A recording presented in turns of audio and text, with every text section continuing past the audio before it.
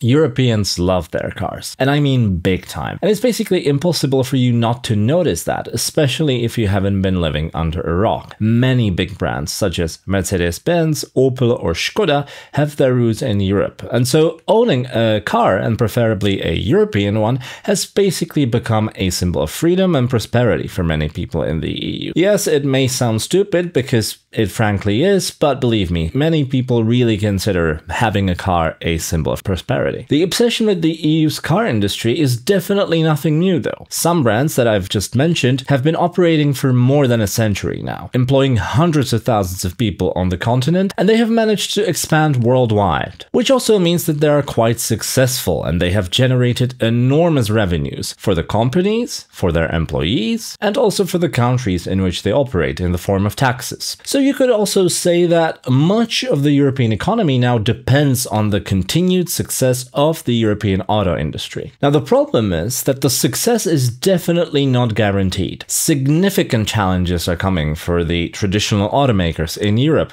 be it the rise of new competitors in new markets such as China, the rise of new technologies such as AI, or the end of the traditional internal combustion engine and the attempts to fight climate change by, for example, introducing electric cars instead. Plus, you have the recent decision of the EU to ban the sale of new petrol and diesel cars as of 2035. So basically, a lot must change if the European car industry is to survive in any form. And governments all around the EU, including the heart of Europe, have been trying to figure out ways to help the car industry survive. And one of the ways that clever minds in Brussels thought might help the European car industry was to try and prevent Chinese EVs entering the EU market altogether. This was supposed to happen by introducing import tariffs, which basically make Chinese EVs more expensive, and that in turn should make it less profitable for the European consumer to buy a Chinese EV, and he or she would be motivated to buy a traditional European brand instead. See, but the problem is that even within the heart of Europe, countries have drastically different opinions on the tariffs. Some, like Poland, support them, Slovakia opposes them, and Czechia chose the easy way out, as they often do,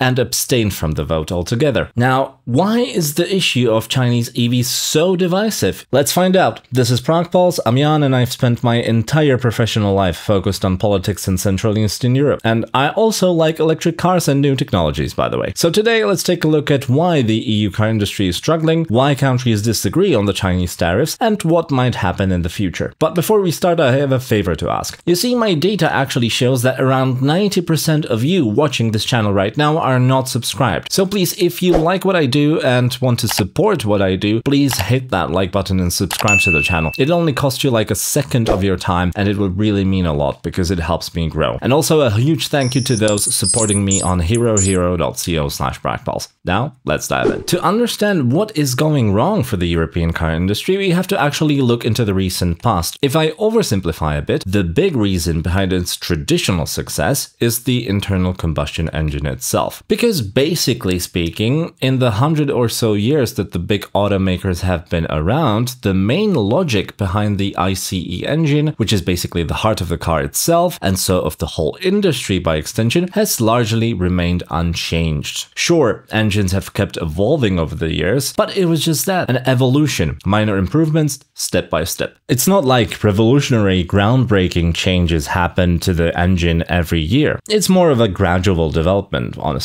And that in itself allowed the European engineers to adapt, improve their skills, and so build up the dominance of the European car industry over the years. And that is also why European brands such as Mercedes-Benz or Škoda have been popular all around the world. They had a big competitive advantage. Sure, manufacturers of ICE cars exist in many different regions around the world, including China. But if you live in the EU, you are statistically much more likely to drive a Volkswagen rather than a Chinese brand of a combustion engine car. And that also means that the economies of many EU countries have become entirely dependent on the success of their car brands. In some countries, car manufacturing is even the single biggest sector of the industry. In Germany, for example, it makes up around 20% of all of its industry and generates over 5% of its entire GDP. That may not seem like a lot to you when you first see the figure, but we're talking about hundreds of billions of euros, so a lot of money. In Czechia, the GDP share of the auto industry is even higher, 10%, and in Slovakia, even 12%. Put differently, currently, approximately every 10th person in the country is directly employed in the auto industry. And that means that the dependence on the auto industry is huge. But, I mean, everything still was more or less under control as long as the dominance of the European car industry continued and customers all around the world wanted to buy a European car and not the competition from China, for example. But here comes the problem, because with the rise of new technologies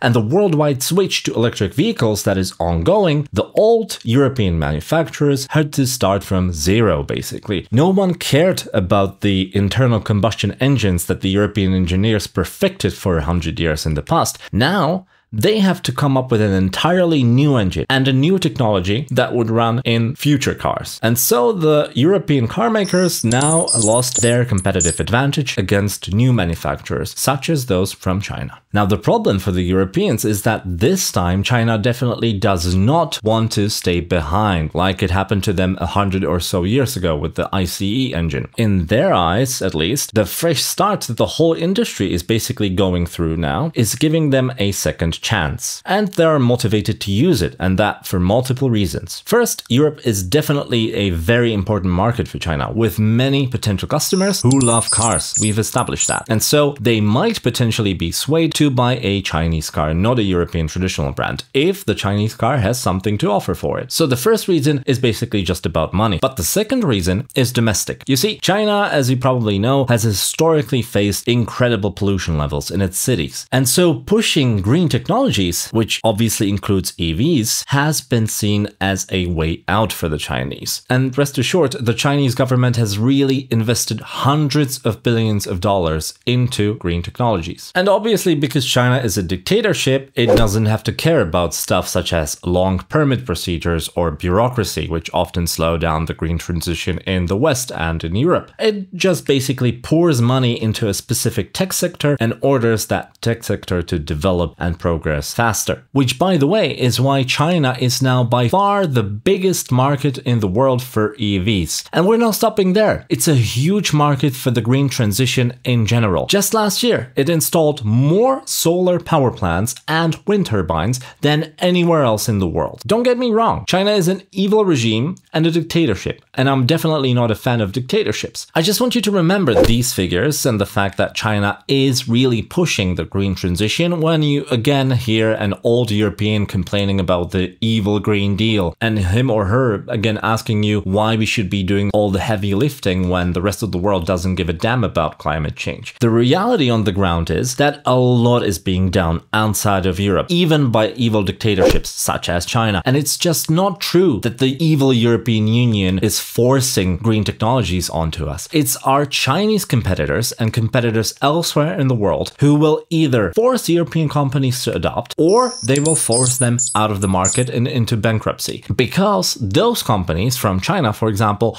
will simply offer better and or cheaper products compared to the traditional industries that we want to protect here in Europe. And to make matters worse, the Chinese government has also apparently been giving unfair subsidies and benefits to its EV manufacturers and other companies in the green transition industry. An EU investigation found that unfair benefits were being offered at every stage of the manufacturing process to Chinese companies by all levels of the Chinese government. And we're talking about the whole manufacturing process of EVs, from mining the batteries, which are later used in the cars, of course, to subsidizing the shipping of the cars to Europe later on, or even offering free land to the companies to build their plants. And this all combined obviously significantly lowers the final price of a Chinese EV to the customer, and that all makes them much more attractive to the average European than traditional EU brands. Because of course the EU cannot be giving freebies like this to its own companies, because, you know, the evil free market, right? So basically European manufacturers are left with two options. Either European EVs will have to be significantly more expensive than a comparable Chinese EV, or the European manufacturers will have to drastically cut into their margins and so their profits in order to make their cars cheaper and more competitive with the Chinese car. Neither of those options is ideal, of course, for the European manufacturer, and both of them could endanger the whole existence of the European car industry altogether. together. Now, the unfair subsidies by the Chinese were precisely the reason why the EU introduced the tariffs that I mentioned at the beginning in the first place. Now, in the end, the vote passed, which means that Chinese manufacturers who want to import their cars into the EU will now have to pay a premium of up to 35% on top of the total price of the car. And of course, the expectation is that most of that price increase will have to be paid by the consumer. And that in the end should hopefully motivate people to buy a European car instead, because the Chinese car will now be significantly more expensive. That's the logic behind the tariffs, at least. I mean, sure, it probably does make some sense when you think about it, because many sources now agree that the conservative European car industry was very slow to invest in electric vehicle transition. And that means that the Chinese brands not only caught up with the Europeans, but are now maybe even better, and in some cases at least even produce higher quality cars for competitive prices. Now, I definitely don't want to spend this video discussing whether trade barriers such as tariffs are the way to go or not to save an industry. I guess that's up to you and your philosophical outlook on the world. And of course, with China, the economic aspect is definitely not the only one we should be considering. I mean, the security implications of letting Chinese manufacturers into the European market matters as well, and maybe even more so than the economic aspects. Anyway, although the EU vote on the tariffs passed in the end, why was Poland the only country from the heart of Europe that supported it? Why was Slovakia against it? And Czechia didn't even bother to vote at all. Given how dependent all of those countries are on the auto industry, which I discussed at the beginning, isn't it just better for them if they all support the tariffs and isolate themselves from the Chinese competition completely? As you probably guessed, the world is just not as easy. A dream world without a Chinese competition could be great in theory, but European car makers also need access to the Chinese market to either try and sell their cars in China or to buy vital components for their own cars. Most European EV manufacturers are enormously dependent on China for batteries, for example. Now, take the German auto giant Volkswagen as an example. It has 39 factories in China today and employs some 90,000 people in China and has a whopping 50 million consumers in the country alone. Now, that alone explains why Germany and also Slovakia, which also houses a significant Volkswagen plant, voted against the tariffs. Those countries are simply afraid of a possible retaliation by China. And mind you, retaliations often do come when one side imposes trade barriers and the other one is left hanging, basically. So, and then if such a retaliation came, Volkswagen could struggle even more by, for example, having their activities in China limited, their employees in China losing jobs,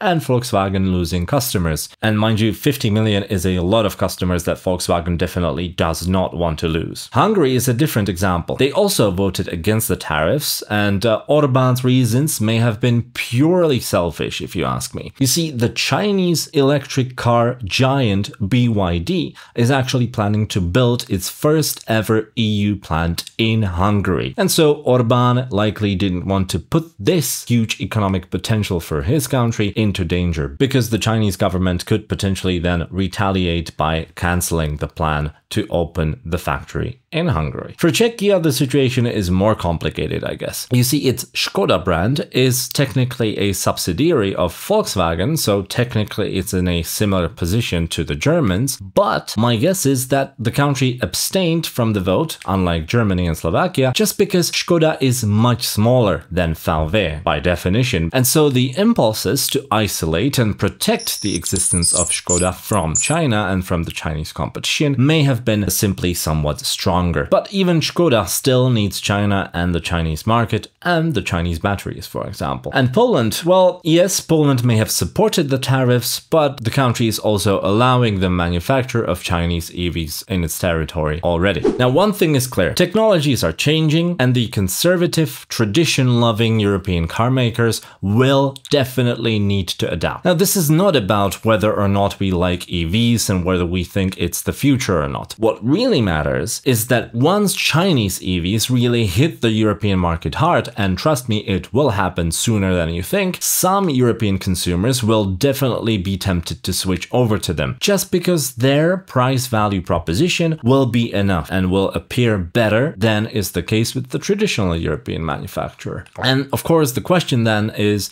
how Europe will deal with that. I mean, yes, the tariffs may have bought us some time technically, but it's definitely not going to save us. Because you see, there's actually a very easy loophole in the entire tariff system. Once a Chinese car maker starts a branch on EU soil, it will be able to avoid most, if not all of those tariffs. Because all of a sudden that car maker would then be considered local, and so the tariffs would not apply to them because it's technically not Chinese anymore. And you know, as I already said, BYD is going to open a factory in Hungary. That's already announced. Another Chinese EV brand called Chery Auto is likely to set up shop in Spain, and another brand, Dongfeng, may open in Italy. All of those would be exempt from the tariff, and so would be free to operate no matter what the EU does. And the EU is likely aware of those risks, because the talks with the Chinese government are actually ongoing, even though the tariffs have now technically entered force at the end of October. And so most likely, rather than isolation, I think that some sort of a cohabitation regime will simply need to be found, because no matter if you like EVs or not, and no matter if you impose tariffs or not, the car industry is simply going to change, and there is very little we can do about that given the speed of the green transition all around the world, including China. And don't get me wrong, it is definitely in our interest to make sure that the European car industry survives, but how exactly we do that, that's still up for grabs. Now, what do you think about the state of the European car industry? Do let me know in the comments. Now, we're definitely going to be watching all the changes introduced by the green transition or the Chinese EV manufacturers, so make sure you've smashed that like button and subscribe to the channel. And also thanks to everyone supporting me on herohero.co/brackballs.